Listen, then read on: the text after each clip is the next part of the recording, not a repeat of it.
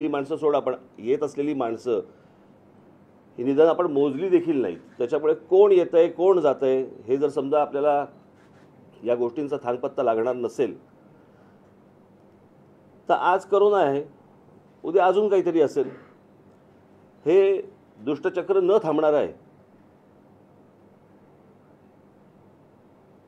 आपण या सगळ्या गोष्टींना वेळीच बंधनं घालत नाही आहोत. कोणी येतंय कोणी जातंय आणि त्या सगळ्या ह्याच्यामध्ये महाराष्ट्रामधला नागरिक हा घरामध्ये अडकून पडतोय. हे काही चित्र चांगलं नाही आहे. परत परत लॉकडाऊन उभं राहणं आणि त्याच्यामध्ये सगळ्यांचीच वाताहत होणं, नोकरी करत असलेल्या लोकांचीही होणं, व्यापाऱ्यांचीही होणं, तुमच्या विद्यार्थ्यांचीही होणं, हे काही चांगलं लक्षण नाही. त्यामुळे मी काल त्यांच्याशी बोलत असताना माझ्याकडे अनेक तक्रारी आल्या गेल्या 2-4 दिवसामध्ये, आठवड्याभरामध्ये, आणि अनेक सूचना देखील आल्या. मी काही तक्रारींचा पाढा वाचला नाही, मी सूचनांचा पाढा वाचला. आणि त्याच्यापैकी काही सूचना ज्या मी त्यांना केल्या ते काढून टाक. काही सूचना मी ज्या काही त्यांना केल्या त्या मी फक्त आपल्यासमोर आणि आपल्या मार्फत जनतेसमोर मी वाचून दाखवतोय. पहिला विषय होता उत्पादनाबाबत, की ज्या स्मॉल स्केल इंडस्ट्रीज आहेत, मोठ्या तर उद्योग कारखाने मोठे आहेतच, त्यांना परवडू शकतं, परंतु जे छोटे व्यापारी आहेत, छोटे कारखानदार आहेत, त्यांना उत्पादन चालू ठेवायला सांगितलेलं आहे, पण विक्री करायची नाही म्हणून सांगितलं आहे. आता उत्पादन करून जर विक्री होणार नसेल तर ते उत्पादन कशासाठी करतील? आणि केलेलं उत्पादन त्यांनी ठेवायचं कुठे? आणि म्हणून मी त्यांना सांगितलं की आठवड्यातून ही जी दुकानं आहेत जिथे विक्री होऊ शकते, हे आठवड्यातून किमान 2 ते 3 दिवस ही तुम्ही किमान उघडी ठेवली पाहिजेत. जर ते उत्पादन करत असतील तर त्यांना याची विक्री पण झाली पाहिजे, तर त्या उत्पादनाला काहीतरी अर्थ आहे. आणि म्हणून हे जे सगळे छोटे व्यापारी आहेत यांना आठवड्यातून किमान 2 वेळा किंवा 3 वेळा तरी दुकानं उघडी ठेवण्यासाठी तुम्ही मुभा द्यावी. दुसरी सूचना होती म्हणजे बँकांची जबरदस्ती. या सगळ्या अख्ख्या दिवसांमध्ये व्यवसाय सगळे बंद आहेत. अनेक लोकांनी अनेक गोष्टी घेतलेल्या आहेत, बँकांचे हप्ते आहेत. आपण समजू शकतो की बँकांकडे पैसे परत गेले पाहिजे, परंतु लोकांकडे पैसे असतील तर ते बँकांकडे परत जातील ना. आणि त्याच्यामुळे सर्व ह्या ज्या काही बँका आहेत या सर्व बँकांशी राज्य सरकारने बोलून घ्यावं की ही जी कारण अनेक ठिकाणी आपल्याला असं दिसून येतं की हे सक्तीने वसूल केले जात आहेत. तर आता हे 30 मला असं वाटतं एप्रिलपर्यंत आहे ना, हे 30 एप्रिलपर्यंत आहे. तोपर्यंत लोकांनी काय करायचं, हप्ते कसे भरायचे, तर त्याबाबत तुम्ही बँकांना सूचना द्यावीत. तिसरा विषय होता वीज बिलासंदर्भामध्ये, की सरसकट लॉकडाऊन काळात वीज बिल माफ करणे.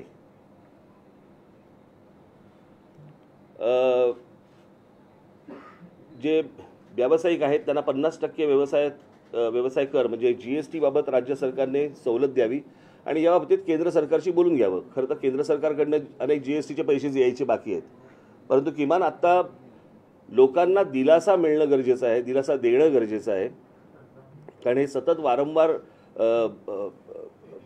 तुमच्या काय रुग्णांचे आकडे वाढणं आणि मग तुम्ही लॉकडाऊन लावणं आणि हे सततचे काही प्रकार योग्य होणार नाहीत. आणि सगळं म्हणजे अर्थव्यवस्था तर कोसळलेलीच आहे, समाज मनही कोसळलेलं आहे, आणि मग त्याच्यातनं उरेल काय, आपल्या हाताला काय लागेल. चौथा विषय होता कंत्राटी कामगारांच्या संदर्भामधला, की हा आत्ता गेल्या लॉकडाऊनच्या वेळेला अनेक कंत्राटी कामगारांना राज्य सरकारने घेतले होते आणि मग जशी ती लाट ओसरत गेली तशी त्या सगळ्या कामगारांना काढून टाकले. तर मी त्यांना म्हटलं की ह्या कामगारांना परत बोलवा, या कंत्राटी कामगारांना परत बोलवा, आणि जर जमलं तर महानगरपालिका किंवा इतर ठिकाणी ह्यांना कायमस्वरूपी तुम्ही घेऊन टाका. कारण हे दरवेळेचं आपल्याला काहीतरी तहान लागली की आपण वीर खणायची, हे प्रत्येक वेळेला काही बरोबर नाही होणार. त्याच्यामुळे हा कामगारांचा विषय जो आहे कंत्राटी कामगारांचा, तो देखील त्यांनी लक्ष द्यावं. हे मी सतत ह्या सगळ्या गोष्टी सूचना करत असताना त्यांनी सूचना ही योग्य आहेत आणि याची लवकरात लवकर मी मंत्रिमंडळाशी बोलून त्याच्यावरती उपाययोजना करतो म्हणून त्यांनी सांगितलं आहे.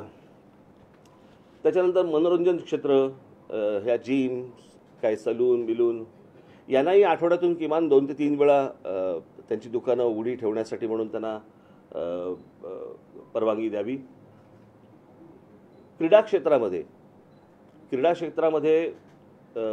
आता ते स्विमिंग पूल वगैरे सगळे बंद आहेत, आपण समजू शकतो, चला स्विमिंग पूल वगैरे बंद आहेत, परंतु जे खेळाडू जे सराव करतायत, या सराव करणाऱ्या सर्व खेळाडूंसाठी काही सवलत असणं गरजेचं आहे. मग त्यांना स्विमिंग पूल किंवा त्यांची जो काही खेळ खेळत असतील त्याप्रमाणे तिकडे त्यांना सराव करण्यासाठी त्यांना परवानगी मिळणं गरजेचं आहे, आवश्यक आहे. की अनेक तुमचे काय हे बॉडी बिल्डर्स असतात, त्यांना जिम्स उपलब्ध नाही आहेत, अनेक इतर वेगवेगळ्या खेळाडू जे असतात की जिकडे गर्दी होणार नाही परंतु त्यांना सराव करता येईल, त्यासाठी सरकारने त्यांना मदत करावी.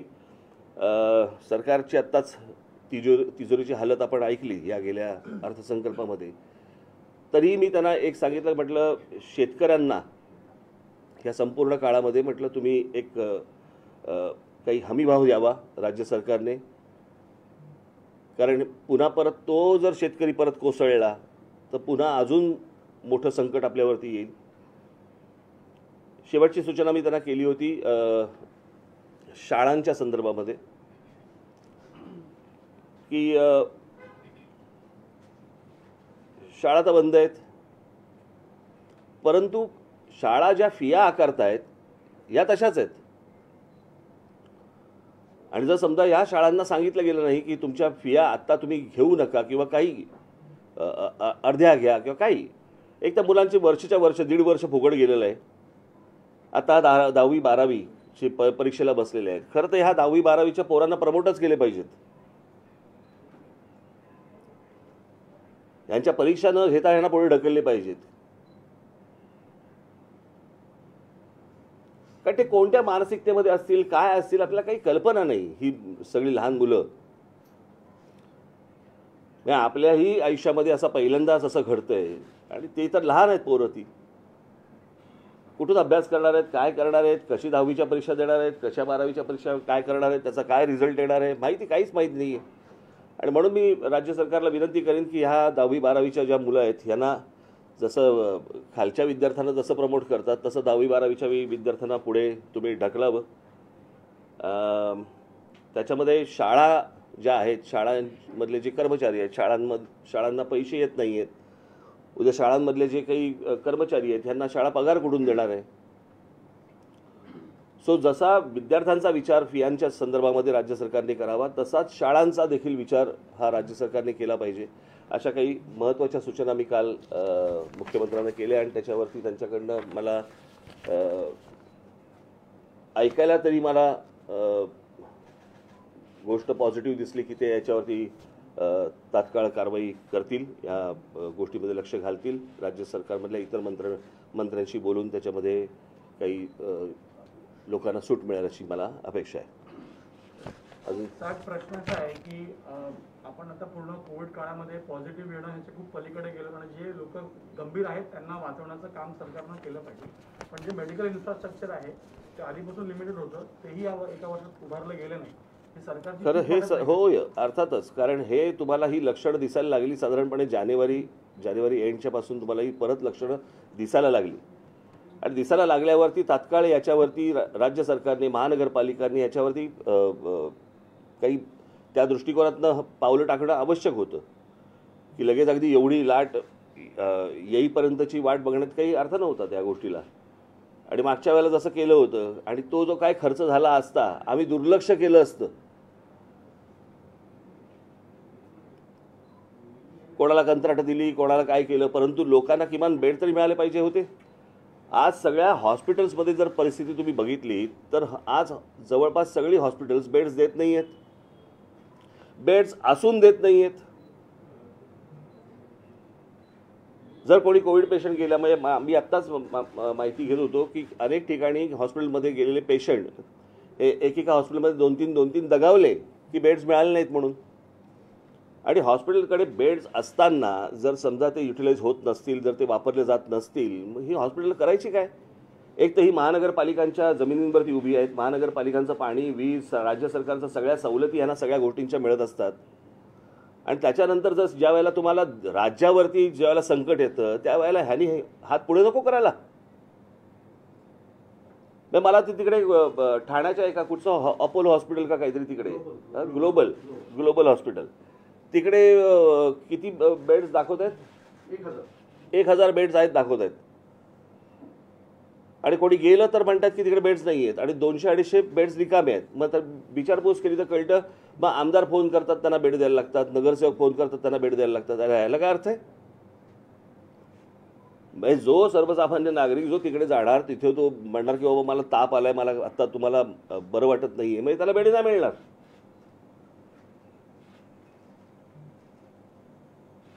आणि राज्य सरकारने ह्या सगळ्या गोष्टी सक्तीने करणं गरजेचं आहे. ह्यांना आत्ता ह्या गोष्टींच्या जाणीवा जर नसतील या हॉस्पिटल्सना आणि वगैरेवर तर जाणीवा करून दिल्या पाहिजेत. आमची जाणीवा करून द्यायची पद्धत वेगळी आहे, परंतु ही काही ती वेळ नाही. त्याच्यामुळे आम्ही आत्ता त्या वाट्याला काही जात नाही आहोत. परंतु जे हॉस्पिटलचे जे कोणी बघणारे लोक असतील त्यांनी ह्या गोष्टींचा नीट गांभीर्याने विचार करणं आवश्यक आहे. तसं तुम्ही एक महत्त्वाचा मुद्दा सांगितला, 10वी आणि 12वीच्या विद्यार्थ्यांना सरसकट वर्गोन्नती देण्यात येईल तसं आपल्यापर्यंत दिलेलं. पण याच्यामध्ये मुद्दा असं झाला पालक संभ्रमामध्ये आहेत, कारण त्यांनी मुलांची तयारी 1.5 वर्षाच्या याच्यामध्ये प्रायव्हेट ट्युशन्स खर्च करून त्यांना जास्ती तयारी करून घेतली होती. नाही बघा, आता थोडंसं होतं याच्यामध्ये. तुम्हाला आखुडशिंगी, बहुदुधी, कमी चारा खाणारी गाय अशी कधीच मिळत नाही. तुम्हाला कुठेतरी काहीतरी गोष्टींवरती थांबावंच लागतं. म्हणजे तुम्ही ट्युशन्स क्लासेसला दिलेल्या फिया बघायच्या आहेत का? उद्या तुमच्या डोक्यावर मुलांच्या मनावरती झालेल्या परिणामामुळे जर समजा कमी मार्क पडले तर त्याच्यानंतर परत बोंबलायचं. काहीतरी एक गोष्ट आपण बघितली पाहिजे ना.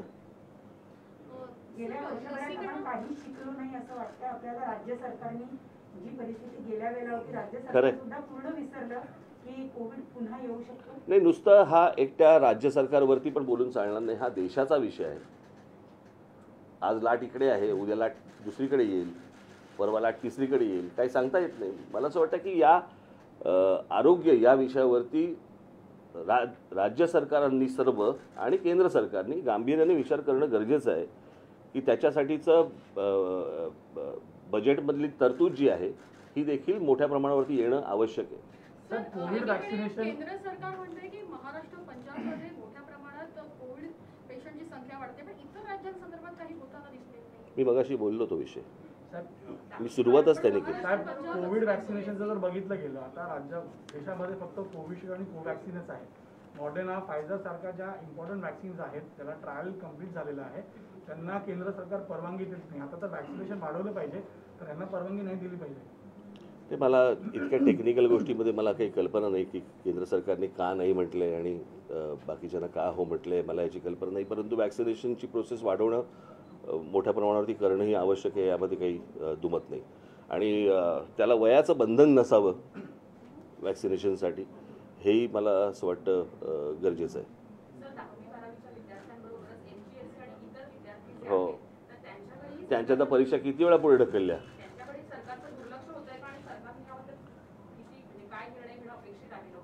मला पण आता कळेन असं झालं नक्की लक्ष कशावरती द्यायचंय. सरकारने तर दिलंच पाहिजे. आणि मुलांची वय वाढतायत, जशी वय वाढतायत तशी त्यांची त्या परीक्षांना जाणं कमी होणार, म्हणजे ते देऊ नाही शकणार परीक्षा. सगळीच गोंधळाची परिस्थिती आहे. मला कोणाकडे ह्याचं उत्तर आहे नाही आहे मला माहीत नाही, परंतु किमान आरोग्य या विषयावरती तरी आत्ता सरकारने, राज्य सरकारने आणि केंद्र सरकारने फोकस देणं त्याच्यावरती गरजेचं आहे. सर, कंत्राटी कामगारांना काढलं गेलं आणि त्यावेळेस तुमच्या पक्षाकडनंही आंदोलनं केली गेली होती, त्यांच्यावर गुन्हे दाखल केले गेले होते. तर सरकारला ॲडवाइसच बरोबर मिळत नाही आहे, कारण त्यांना वाटतं दुसरी लाट येणार नाही यासाठी सगळं केलं गेलं, प्रिपरेशन नव्हतं. आपल्याला दिसतंय त्याप्रमाणे प्रिपरेशन दिसत नाही आहे. आता ते ॲडवायझर कोण आहेत आणि किती आहेत आपल्याला काही याची कल्पना नाही. परंतु जमिनीवरती आपल्याला दिसताना या गोष्टींची तयारी नाही हे आपल्याला दिसतंय. अनिल देशमुख ने इस्तीफा दे दिया, आपको लगता है कि सीबीआई का ऑर्डर आया तो उसके बाद हड़बड़ी में सरकार एक्शन में आ? कसं आहे, अनिल देशमुख त्या दिवशीची पत्रकार परिषद जर समजा तुम्ही माझी नीट ऐकली असेल किंवा तुम्ही जर आला होतात की नाही मला कल्पना नाही किंवा पाहिली असेल, तर माझ्यासाठी अनिल देशमुख हा महत्त्वाचा विषयच नव्हता. महत्त्वाचा विषय होता की मुकेश अंबानींच्या घराखाली पोलिसांनी बॉम्बची गाडी ठेवली. त्याची चौकशी होणार आहे का? उद्याने राजीनामा दिला, चौकशी सुरू झाली, मग नंतर तुम्ही विसरून गेलात, तुमच्या बातम्या बंद झाल्या, मग लोकांनी सगळ्याच विसरून जाणार. विषय तो नाही आहे. विषय हा आहे की ती बॉम्बची गाडी पोलिसांनी ठेवली, ती कोणाच्या सांगण्यावरून ठेवली. मी त्या दिवशी म्हटलं की पोलीस कोणीतरी सांगितल्याशिवाय अशा प्रकारचं कृत्य करणार नाहीत. त्याच्यामुळे चौकशी ही अनिल देशमुखांची तर होईलच, पण चौकशी ती झाली पाहिजे की बॉम्बची गाडी ठेवली कोणी, जिलेटिन असलेली गाडी ठेवली कोणी. आपण तिसरीकडे चाललोय आणि दरवेळेच आहे. प्रत्येक वेळेला एखादा विषय ज्या वेळेला येतो मग त्याला फाटे फुटत जातात. म्हणजे मला एक मागच्या वेळेला मला सांगायचं राहून गेलं तुम्हाला. आमची एक परिचयाची व्यक्ती आहे, त्याला काहीतरी गाणं गायचा मूड येतो आणि मग ते गाणं गायला सुरुवात करतात. आणि गाणं गायला सुरुवात केली की मग एक ते तान देतात जोरात, आणि ती तान इतकी जाते, इतकी पुढे जाते, इतकी जाते, नंतर ते मूळ गाणं विसरतात आणि बाजूच्याला विचारतात कोणसा गाणं गा रहा था. मग आम्ही सांगायचं हे गाणं गाताय तुम्ही. अच्छा अच्छा, मग हे गाणं. कळलं का? ते तुमचं सगळं असं चालू आहे सगळं आत्ता, की मूळ विषय कुठचा निघतो तो नंतर कुठेतरी भलतीकडेच जातो. आणि कशापासून सुरुवात झाली या गोष्टींची हे आपण बघतच नाही होत. नहीं, इसके पहले भी कई केसों में हमने देखा, जैसे सुशांत का हो या आरुषि का केस हो, कई सारे केस में ऐसा ही हुआ, मुद्दा पटक गया. आपको लगता है कि एक केस में ये मुद्दा पूरा पटक गया है और जो क्या हुआ था, किसने म्हणजे सुशांतच्या केसमध्ये बिचार सुशांतने आत्महत्या केली आणि जेलमध्ये गेला अर्णव. आता कशाचा कशाला काही संबंध आहे का मला जरा सांगा. हे तसंच झालं, ही वेगळी ताण लावलीत ना तुम्ही, त्याच्यामुळे मूळ मुद्दा गेला. पण एनआयए म्हणते की तपास योग्य दिशेला आहे. आता हत्येचा आणि ह्या स्फोटकं ठेवण्याचं प्रकरण बाहेर येण्याशी मतलब आहे, बाहेर यावं. हे सरकार जे आहे मागील 1.25 वर्षांपासून आपण पाहतोय, 2 मंत्र्यांना राजीनामे द्यावे लागले, अनेक प्रकरणं समोर आली, बदनामी झाली, म्हणून कामापेक्षा बदनामीमध्ये गुंतून राहिल्यासारखं आपल्याला वाटतं. मला काल एक फार चांगला कोणीतरी विनोद पाठवला की उद्धव ठाकरेंच्या हातामध्ये राज्य आलंय का त्यांच्यावरती राज्य आलंय.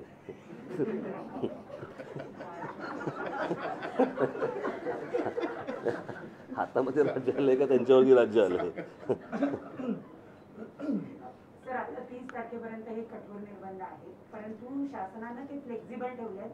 वाटलं तर ते कदाचित मध्ये कडक करू शकतात किंवा त्याच्यात काही शिथिलता आणू शकतात. जर याच्यापेक्षा निर्बंध कठोर झाले तर तुम्ही दिलेला पाठिंबा काढून घेणार या कठोर निर्बंधांना? नाही, मला कळलं नाही सर.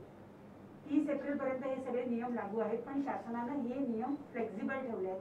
आणि त्यांना वाटलं तर ते याच्यापेक्षा कठोर करू शकतात. मागच्या वेळेला जेव्हा लॉकडाऊन झाला त्यावेळेला लोकांनी हा लॉकडाऊन अंदाज नाही आला, परंतु पोलीस आणि इतर सगळ्या गोष्टींच्या सक्तीनंतर तो बराचसा पाळला गेला, बऱ्यापैकी पाळला गेला.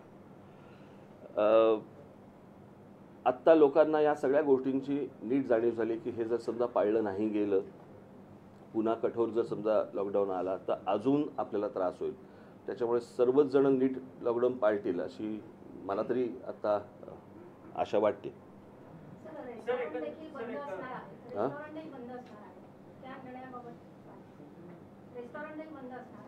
मग काय करू मी?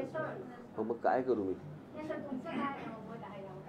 आणि पुण्यात पण अनेक व्यापारी जे शासनानं याला खूप वेगवेगळे अंग येतो. आता याला काय तुम्ही लॉकडाऊन म्हटल्यानंतर याला काय तुम्ही बोलणार? फक्त रेस्टॉरंट असा विषय येतो का? देशमुखांचे बार पण बंद आहेत.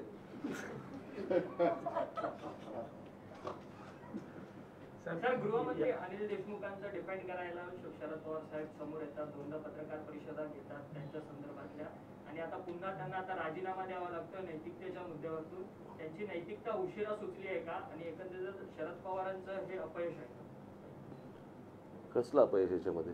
त्यांनी राजीनामा दिला तसं. नाही, कसं आहे, या सगळ्या याच्यामध्ये तुम्ही थोडासा वेळ देणं पण गरजेचं आहे की एक काय तो कोण कमिशनर होता? परमबीर सिंग यांना 100 कोटीचा साक्षात्कार त्यांना काढल्यावरती का झाला? आणि समजा काढलं नसतं तर ते ही गोष्ट बोलली असते का? तर ती गोष्ट तपासून घेणं पण तितकीच गरजेची आहे. पण ते जे बोलले की तुम्ही बारमध्ये आणि रेस्टॉरंटमध्ये जाऊन तुम्ही पैसे गोळा करा, लांछनास्पद आहे. पण त्या बदल्यांचाही बाजार केला गेला स्वतः एक ते केला अहो, तुम्ही आता काही नवीन पत्रकार आहात का? हे बदल्यांचे बाजार होतातच ना. एकदा मंत्रालयामध्ये जर समजा तुम्ही कान दिलेत, आता मला फार बोलायला पण तुमच्याबद्दल लावू नका. तुमचेही अनेक लोक तिकडे असतात बदल्या घेऊन. असं 40 दिवसामध्ये दोन मंत्र्यांचे राजीनामे सध्या ह्याच्यामध्ये बघायला मिळाले आहेत आणि एकीकडे विरोधक म्हणतात की आणखीनही असेच राजीनामे याच्या पुढे देखील बघायला मिळतील. तर कोरोना परिस्थिती गंभीर आहे आणि याच्यामध्ये हे राजकारण येतंय. आता आपण करोनाबद्दल बोलू, करोनामधनं बाहेर येऊ. असं 40 दिवसामध्ये 2 मंत्र्यांचे राजीनामे सध्या सत्ताधारी पक्षांचे बघायला मिळतात. आता मिळतात म्हणजे केलंच काम तसं तर मिळणारच ना तुम्हाला बघायला. तसं जर अजून झालं तर अजून मिळतील. राजकीय विरोधक फक्त सत्ता पाडण्यासाठीच प्रयत्न करते. जनतेचे इतर प्रश्न बरेच आहेत. हे बघा पहिली गोष्ट, सत्ता पाडण्यासाठी जर समजा प्रयत्न होत असतील तर त्या मंत्र्यांकडनंही काहीतरी कृत्य होतंय ना. कळलं का? ती काय इमारत आहे का खालचे पिलर काढले? त्या मंत्र्यांकडनं असं काहीतरी घडतंय ज्याच्यातनं त्यांना राजीनामे द्यावे लागत आहेत. ही पण गोष्ट बघितली पाहिजे. नुसतं असं सरकार काय असंच पाडता येत नाही.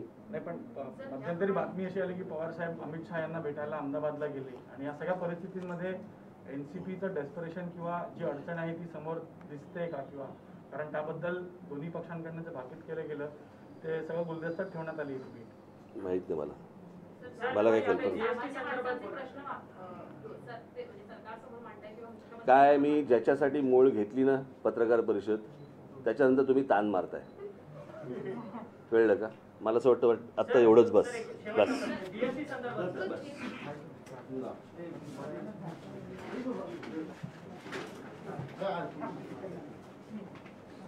प्रणाली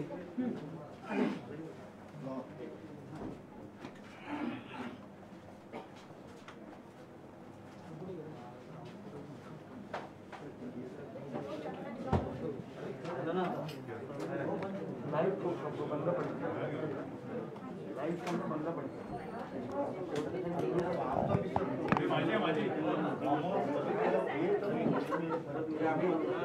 आमचं बांधले झालेत ना. काय झालं?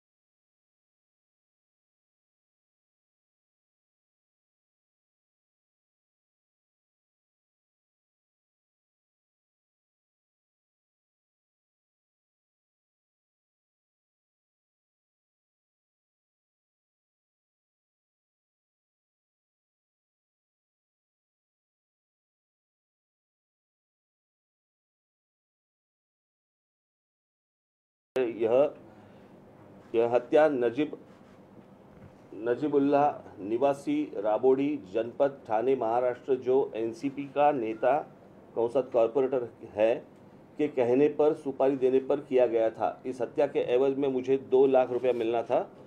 ओसामा ने नजीबुल्लाह से कितने रुपए में डील किया था मुझे पता नहीं है। एफआईआर में शक नजीबुल्लाह पर किया गया था। ही अशी सत्ताधाऱ्यांची ही माणसं दिवसाढवळ्या खून करतायत। याच नजीबुल्लाहचं नाव हे सूरज परमार ज्यांनी आत्महत्या केली होती, एक बिल्डर होते, त्यांनी आत्महत्या केली होती।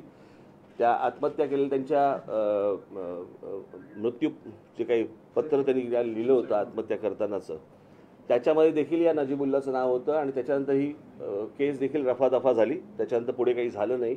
आता पुन्हा या नजीबुल्लाहचं नाव आलेलं आहे। मला राज्य सरकार काय करतं याच्यावरती मी वाट पाहतोच आहे, परंतु या संदर्भामध्ये मी लवकरच माननीय शरद पवार साहेब यांची मी भेट घेणार आहे की अशी जर मंडळी यांना पक्षामध्ये सांभाळायची असतील तर मला असं वाटतं की दुसऱ्यांचे पण हात काय बांधलेले नसतात आणि मग या सगळ्या गोष्टींना जर खुनाने उत्तर खुनाने अशा जर गोष्टी महाराष्ट्रामध्ये सुरू झाल्या, सुसंस्कृत महाराष्ट्रात सुरू झाल्या, तर हे काही चित्र चांगलं दिसणार नाही आणि म्हणून या गोष्टींना वेळीच आवर घालणं आवश्यक आहे। नजीबुल्लाह या त्यांचा जो कोण नेता असेल एनसीपीचा, याच्यावरती कारवाई होणं गरजेचं आहे, अरेस्ट होणं गरजेचं आहे आणि त्याला शिक्षा होणं गरजेचं आहे आणि याच्यासाठी मी लवकरच त्यांची पवारसाहेबांची मी भेट घेणार आहे। धन्यवाद। बस